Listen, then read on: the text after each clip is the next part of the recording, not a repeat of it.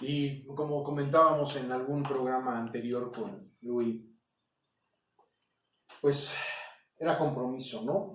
Y hablar no solo de una de las facetas, pues que en ti yacen, porque ciencia y tecnología es algo que en lo particular en alguna medida me apasiona, porque sin tecnología y sin ciencia no hay arte, no hay vida, no hay muchas cosas.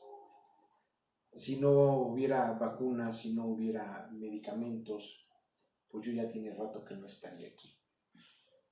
Y lo digo a carácter personal porque yo creo que todos hemos tenido alguna crisis de salud.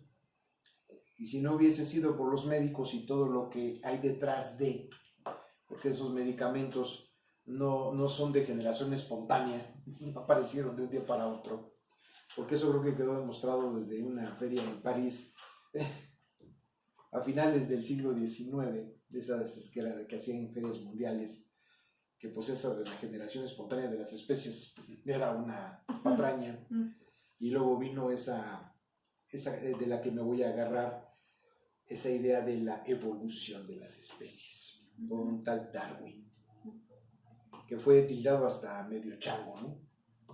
¿Por qué? Porque obviamente siempre ha habido la contracara de todo esto. Hay quien va a votar a favor de la tecnología y la ciencia, y va a haber quien la va a repudiar porque quizá le toca puntos que no le convienen, ¿no? O que van en contra de su política.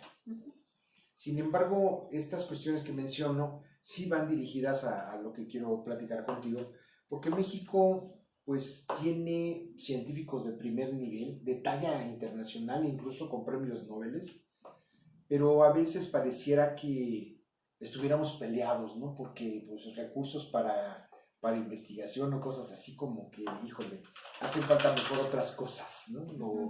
O estamos dispuestos a gastarlo en obras faraónicas, llegan a decir por ahí, que son cuestionables, porque, híjole, gastan millonadas hasta en aviones, ¿no? Que terminan no usándose. Sin embargo, en esta área que debería ser de primera instancia, porque hablando de la salud particularmente y de los medicamentos, todo eso pues es como para luego, para después, al ratito vemos, me sobró esto, pues mételo ahí. Creo que tú estuviste ahora sí que en primera línea en esta cuestión de buscar el genoma del mexicano, en esta situación pues genómica, y que México de alguna forma u otra está dentro de este ámbito de investigación y que tenemos un buen nivel y un buen lugar de trabajo para ello, en lo que creo que estuviste también por ahí metiendo las manos. Esa parte sí me gustaría que fuera tratada aquí, para que algunas de las personas que nos ven pues sepan un poquito de lo que sí se hace y se hace bien en México. Porque así como hemos tenido desaciertos terribles, también hemos tenido nuestros aciertos, también tenemos nuestros Nobeles, y gente que ha hecho tanto, como aquel que descubrió lo de la capa de ozono y que se volvió una voz que protegió mucho y que recién nos dejó.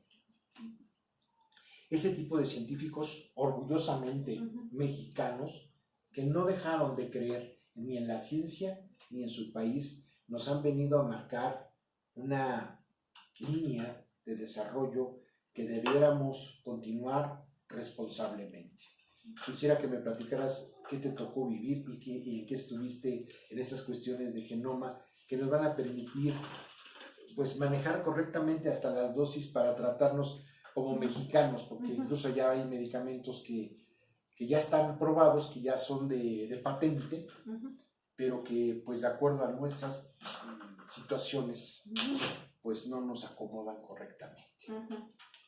Sí, pues con todo gusto. Mira, en primer lugar, cuando yo entré al sector de salud, que pues sería intensamente a partir del año 2000 probablemente, o sea, hace más de 20 años, fue muy, muy importante conocer a los institutos nacionales de salud. Los Institutos Nacionales de Salud es parte de la Secretaría de Salud, pero como aparte. Entonces, este grado de semi-independencia, pero apoyo a la Secretaría de Salud, es un modelo que también existe en otros lugares en el mundo muy exitosamente y ha sido muy útil en México. Mucha gente conoce la nutrición, por ejemplo, cancerología, ellos son institutos de salud. Y lo que los investigadores en aquel entonces encontraban era una barrera que no se sabía mucho sobre la genética de los mexicanos. Todos sabemos de las clases de historia en la escuela, que estábamos invadidos, vinieron los franceses, los italianos, de todo tipo de nacionalidad, y con ello diferentes padrones genéticos que hace que la raza mexicana sea única. Y es esencial saber la genética de cualquier paciente, porque según composición, es la forma en que se puede tratar con los medicamentos. Un muy importante área, que quizás es de los más viejos áreas en México, es la cuestión de quimioterapia en cancerología, en que su quimio está hecho como una receta que tiene un centro de mezclas adentro de cancerología para cada paciente. Esa es como medicina personalizada. Los médicos definen eso. Bueno, con eso en mente, FunSalud, que es la Fundación Mexicana de Salud, que es de hecho una institución privada filantrópica, no es gobierno, creó la idea de tener un Instituto Nacional de Genómica Mexicana.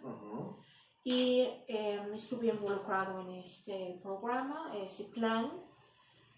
FunSalud tenía un predio muy, muy grande que le fue dotado en el sur de la ciudad, y deciden construir el instituto ahí. El primer director general, Gerardo Jiménez, del Instituto Mexicano de Genómica, un extraordinario geneticista a nivel global, aunque es mexicano. Y hasta la fecha, en las universidades top en Estados Unidos, él es parte del board o un consejero o lo que sea. Y se creó este instituto. Ese instituto, su primer tarea como instituto fue escribir lo que se llama el HapMap.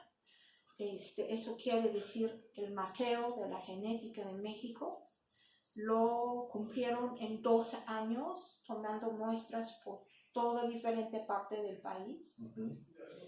Y cambió, dos visiones cambiaron. Primero fue la cuestión de las medicinas que mencionaste, de medicinas de patente que quizá fueron desarrolladas en Estados Unidos o Suiza o donde sea, en mente el perfil genético de Europa, sí, o anglosajón, o Japón, o de donde sea. Asiático, de donde haya sido. Y aquí en México se estaba siguiendo las guías clínicas en términos de dosis.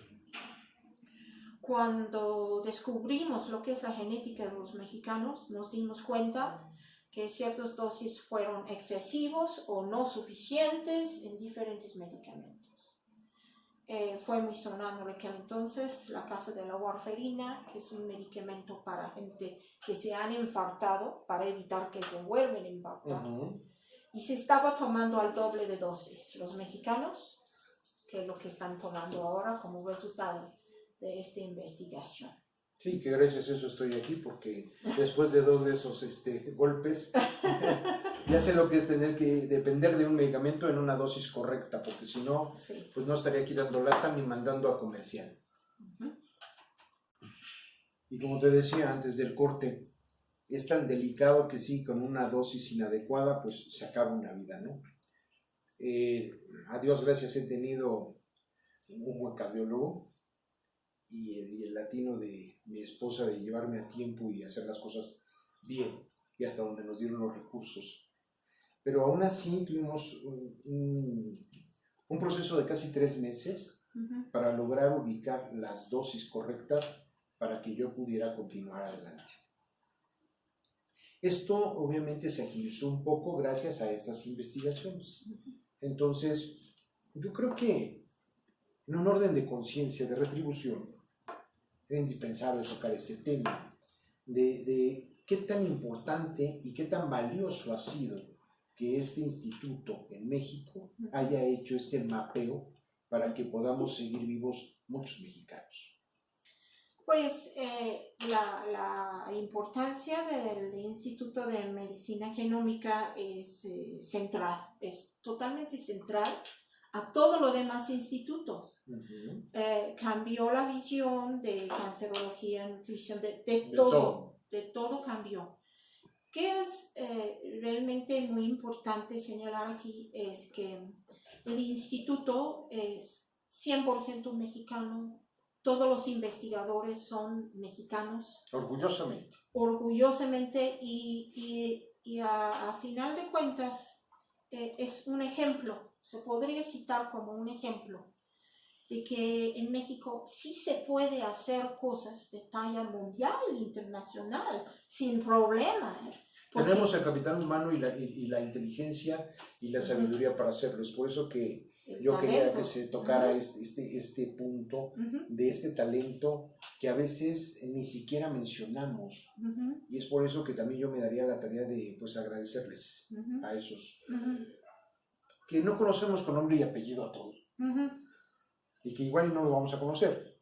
Pero sí tenemos el beneficio de la investigación y sí tenemos que, vamos a decir, capitalizar toda esa tarea, labor, investigación, dedicación, compromiso de esta gente que pese a todo está haciendo la diferencia. Sí, no, claro, y a través de este proceso, obviamente, instituciones públicas no tienen los recursos públicos suficientes para la investigación. Sí es importante la colaboración con el sector privado. Así es. Pero legalmente debe de haber convenios que protegen esa propiedad intelectual del creador, del mexicano en ese caso, y lo respeta durante estos tipos de colaboración. Yo estaba investigando todo eso en aquel entonces y descubrí una cosa muy interesante, que cada uno de los institutos de salud tienen diferentes acuerdos de colaboración en términos de cláusulas legales. Entonces, tenemos un labor por hacer, se ha venido haciendo, pero no se ha concluido, en armonizar todos esos acuerdos para que sea que eres un investigador en neurología o en lo que sea, tu trato con el sector privado y el respeto a tu descubrimiento sea parejo entre todos los institutos. Eso nos trae a un tema fundamental en el área de ciencia y tecnología y he dado varias presentaciones en diferentes partes del país sobre la cadena de innovación y ciencia y tecnología. Y lo primero y lo fundamental es registra tu descubrimiento antes de publicar. Antes de darlo a conocer. Sí, entonces seguimos dando recomendación en muchas partes del país para proteger al investigador mexicano, ¿no? Y también para elevar la posición del investigador mexicano en todo lo que él puede contribuir y transformar al país. Y no solo al país, sino a la humanidad entera, porque estos hallazgos, bueno, ahora sí que esta biología puede ayudar a todo ser vivo. Obviamente con esto que mencionábamos, a partir de este conocimiento, para poder hacer una dosificación correcta dependiendo de la raza, y esto no siendo ni, vamos a decir, discriminativo, ni vamos a decir así, mala onda, ¿no? Como diríamos en la jerga común, sino entendiendo que no es lo mismo una persona con una dieta rica en maíz o en arroz o en trigo, y de ahí derivado todo, porque son diferentes genéticas, son diferentes situaciones orgánicas. Sin embargo, hay enfermedades comunes como el resfriado o como la diabetes, y estas pues obviamente son tratadas a veces genéricamente, y eso está mal, porque no son los mismos sistemas, ni los mismos climas, ni las mismas personas, ¿no? Entonces habrá quien una gripa lo pueda matar y habrá quien la gripa pues no le haga nada, ¿no? Entonces ese entender ha llevado a todo este tipo de desarrollos.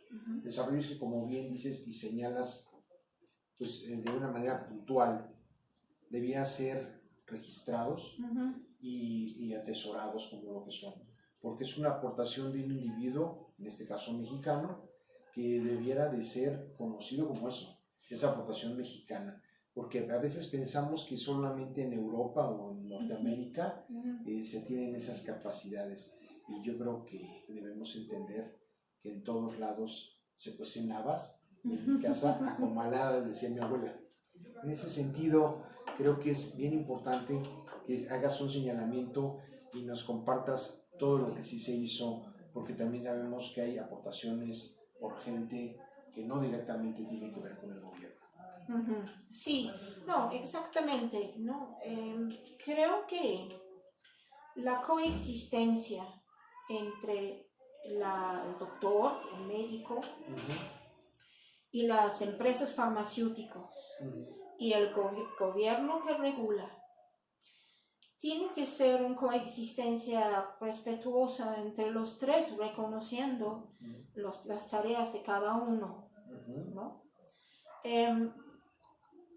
Hablamos mucho hoy día, mucha gente van a la farmacia, quizás su receta dice una medicina patentada, y pues se le ofrece un genérico en el país, ¿no? Entonces, pues si estás escasos de recursos, pues obviamente vas a tratar el genérico. Pero hay un punto que sí quisiera yo subrayar, que la investigación farmacéutica lleva entre 7 y 10 años sí, para cada desarrollo para producir un medicamento. Todo este tiempo la farmacéutica no pudo vender nada, ¿okay? A los 10 años, vamos a suponer, viene a México para registrar el patente. Solamente le va a dar 10 años más para vender ese producto en México y va a vencer su registro.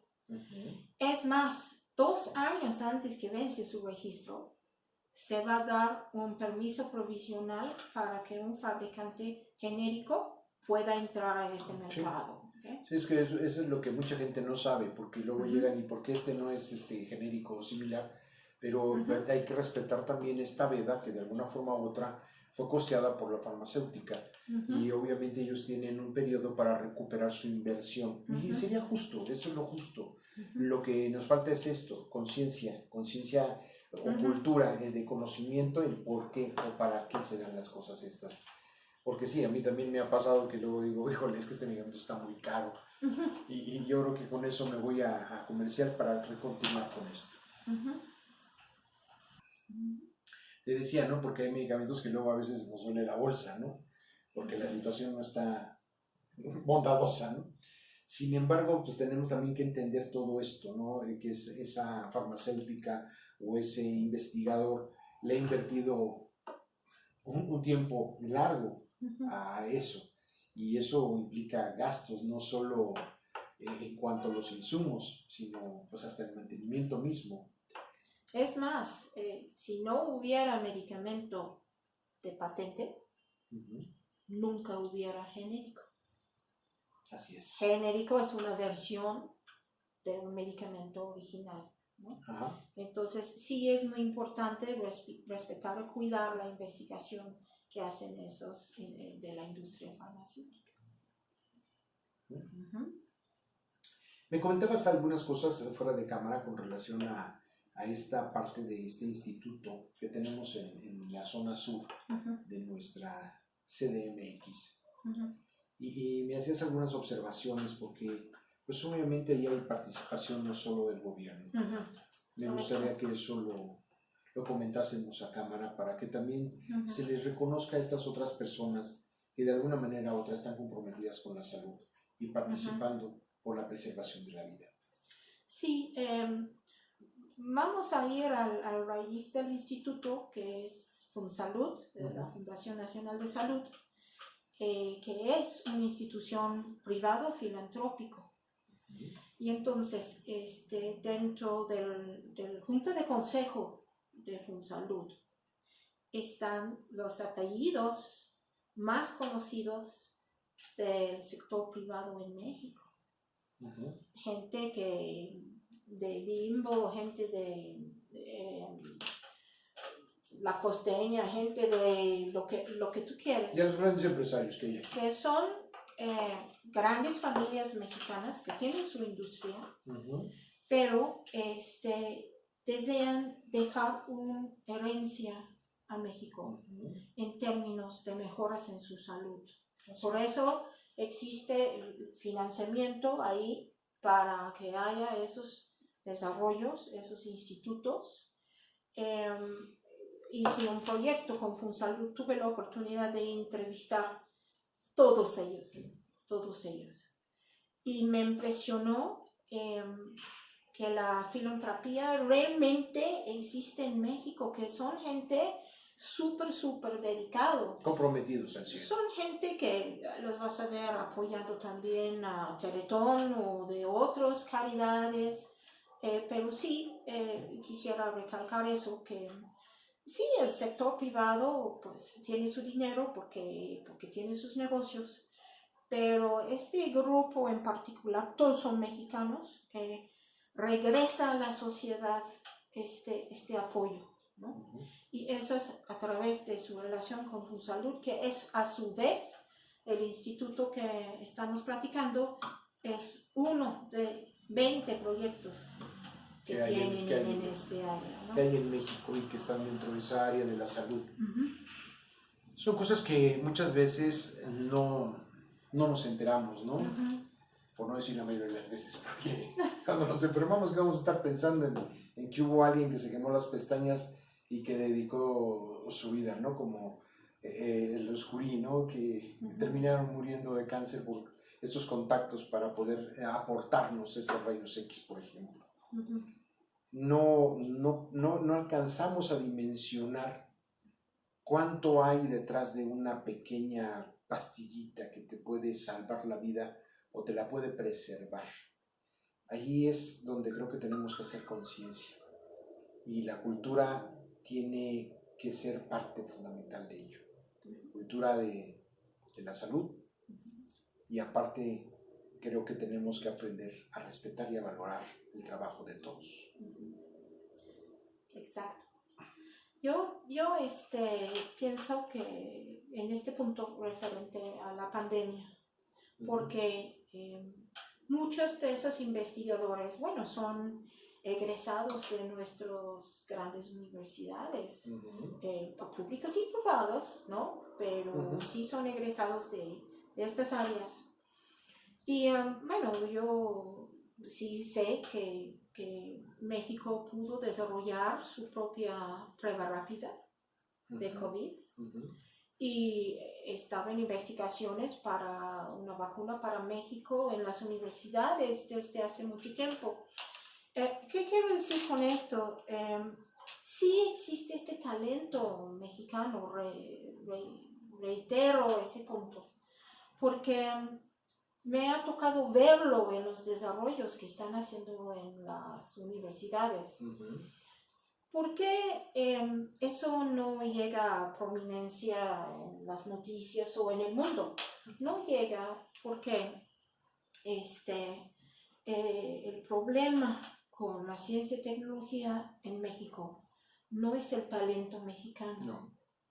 es la visión y el financiamiento para apoyar estos descubrimientos para que lleguen a un producto que puede tomar tú y yo para nuestra mejor salud.